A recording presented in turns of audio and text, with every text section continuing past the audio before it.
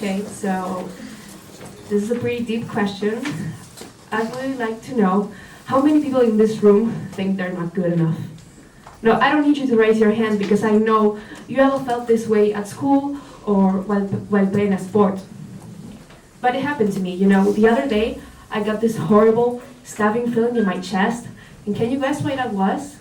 It was because I was getting my exam marks. It sounds silly, right?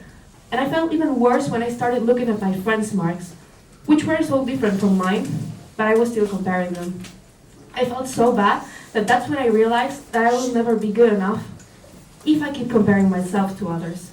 So why do people compare themselves to others? Maybe because we want to reach the same goals as someone else, but this can hurt us because we're only looking at the results and not at the progress. This often happens because we don't feel good about ourselves, or maybe because we just feel stressed. And talking about school, 90% of teenagers compare themselves to others because they see themselves in a negative way and they look for role models. But the thing is that they actually don't do anything to reach the goals that they want, causing them to create insecurities and create depressing thoughts which can make reaching their goals even harder. In my experience, a few months ago, I went on a trip to study English abroad, and you know what? Yes, that pressure was still haunting me because it was still an academic experience with quizzes and oral presentations in front of people I didn't even know. But as time passed by, I realized that I actually found myself trying to do something to improve my own skills rather than looking at somebody else's papers.